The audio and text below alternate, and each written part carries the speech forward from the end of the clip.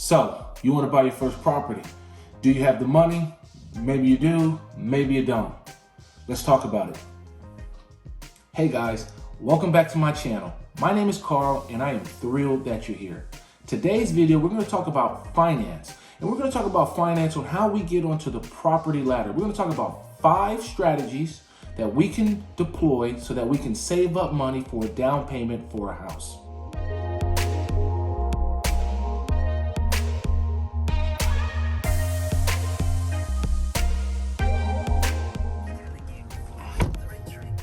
So, we're back in the car and we're talking about how we can save money to get on the property ladder. Well, here's a trick. Let's do a full accounting of all our bills. Let's look at what are our monthly outgoings that we can cut. So take me, for example. I've cut cable years ago. I only watch YouTube and Netflix. Now, I've added Disney Plus to the mix recently, but that is a savings. So why have 200, 300 channels that I never watch? Let's look at our cell phone bill.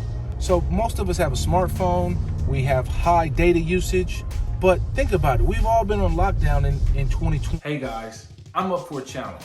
I'm trying to grow this channel to 1,000 subscribers by the end of the year. So I'm putting a challenge out there to YouTube. I'm gonna give away £500 or $500 of my own money to one lucky subscriber if I hit 1,000 subscribers by the end of this year. All you have to do to qualify is hit the like button, press subscribe, and leave a comment below. And since we've all been on lockdown, we're using most of our data on our own Wi-Fi at home. So we're double paying for internet use, essentially. So can we look at our bill or look at our tariff and can we lower it? Because that might save us £10 a month or $10 a month. Well, that's $120 or 120 pounds a year. Might not sound like a lot, but it adds up. And I'm gonna show you how doing that very trick, I was able to make over 10,000 pounds in a little over 2 to 3 weeks. Stay tuned.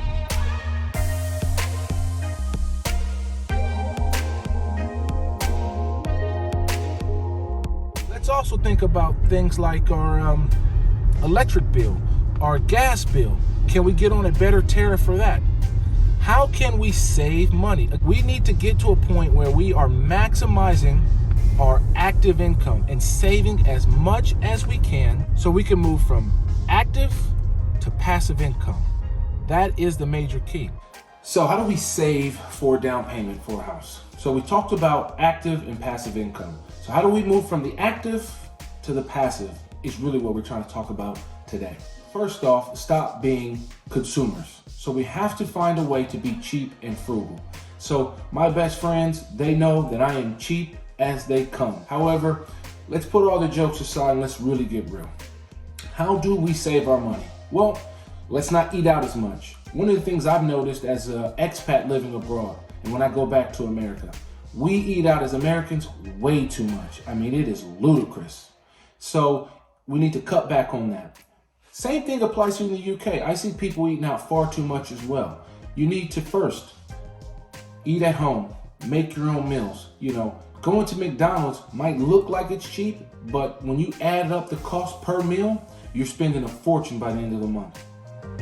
You can go to the grocery store and buy rice, pasta, meat, eggs, flour, those type of things. It makes some very basic meals that will cost you no more than $1 a meal, maybe even 50 cents a meal at sometimes. So you have to find a way to, at the end of the month, make sure you are saving as much of your active income as possible. Okay, Carl, now I'm not eating out as much, but I'm still young. I want to go out.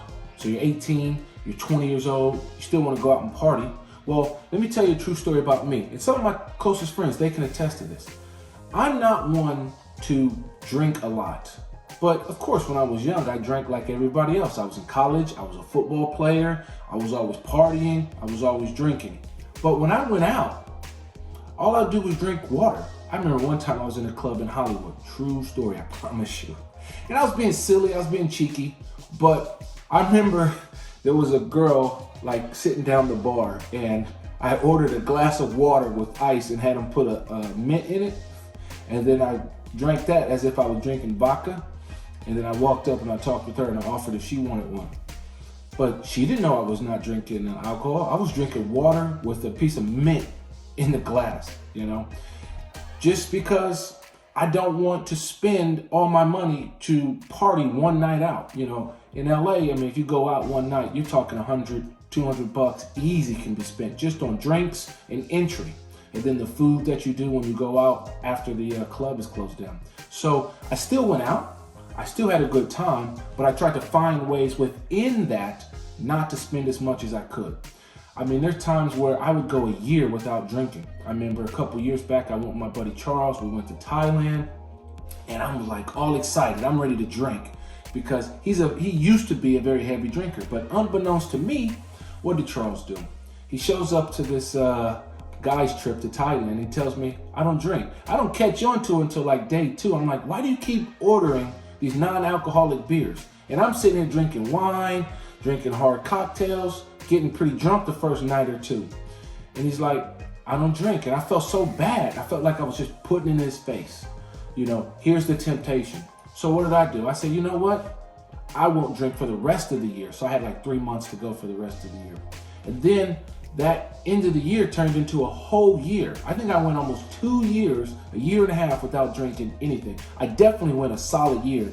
I didn't have a single thing about myself, but that saved me money. A fourth way we can do, so we can still travel, we can still be Mr. International or Mrs. International, we can do the ready, set, jet lifestyle. But what do? We need to book our tickets early.